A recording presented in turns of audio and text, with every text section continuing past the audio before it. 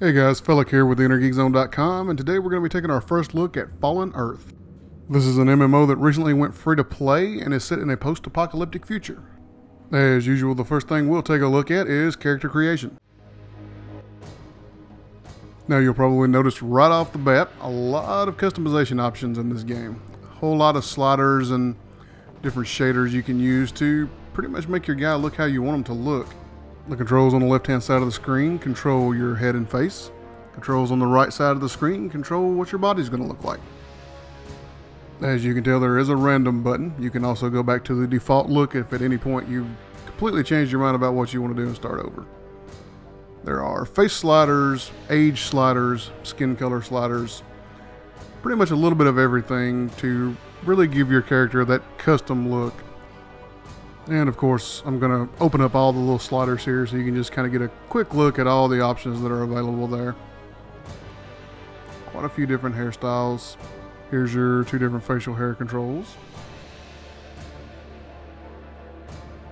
And then we get down to the piercings, the paint. And you've got two different slots from which you can add piercings to your character. You can do both ears or an ear and a nose or tongue or whatever you want to do. You've got the two slots to work with. And here's some selections for some war paint applications to the face. You can change colors of those as well as some of the patterns and overlay there. Again, you've got two different slots to add different paint to your face. Then moving over to the body side of the controls, there's a slider that just affects your overall height and body mass. There's a body hair selector. And add tattoos to your arms as well as to your legs. And then finally there's a few starting clothes options that you can go with.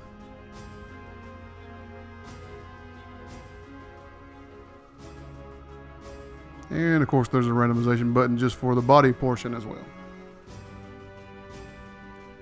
After you've made all your selections on how your character is going to look, it's time to pick a name and head out into the world. As you quest and level up in the world, you're going to gain points that you spend to increase your skills. This is the window in which you'll be adding points to your basic combat skills. They all have little tooltips, as you can see, that come up that kind of give you an idea of what each different skill does. And then there's some more specialized skills that you can choose under mutations, and then of course there is your professions tab as well, where you can keep track of how your crafting and scavenging skills and things like that are going.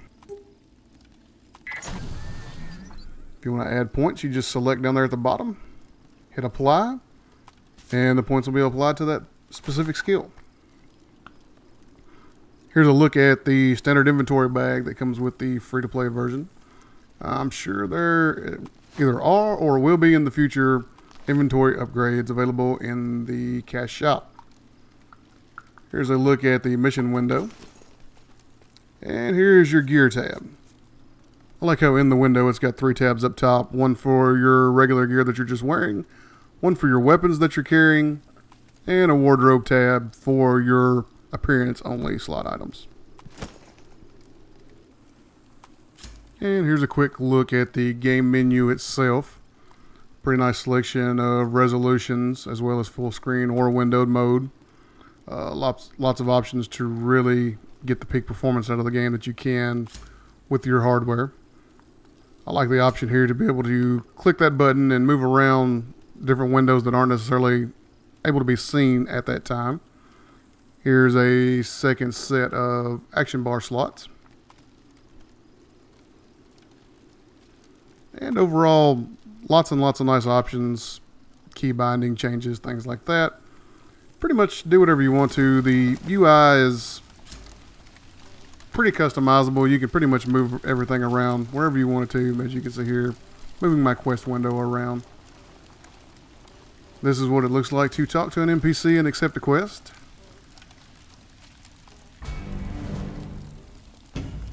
And it looks like we're going to head out and recover some supplies. The horse mount was given to us fairly early on, right after the initial starting area. It's a pretty basic mount. You do have to feed it to maintain its stamina, and it does have health. you can pick up kits and such to heal and feed your mount with.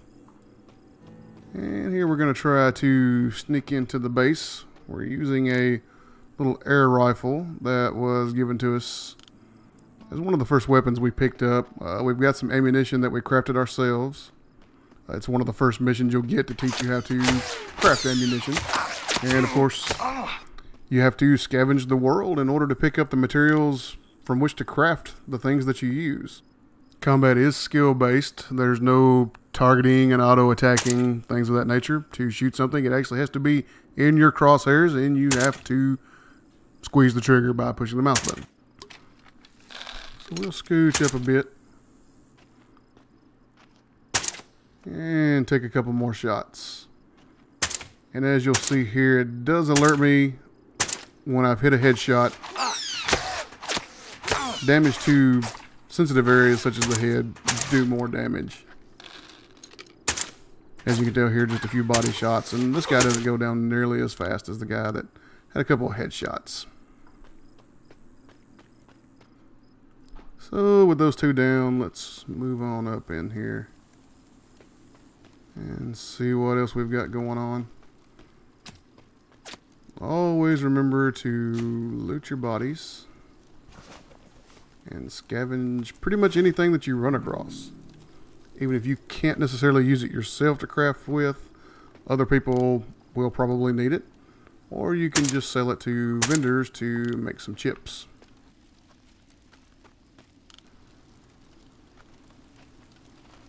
And some more headshots to some more fools.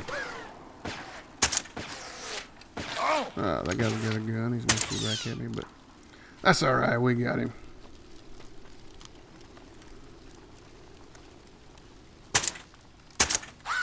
And we'll try to headshot her too. Yeah, that looked a little smoother.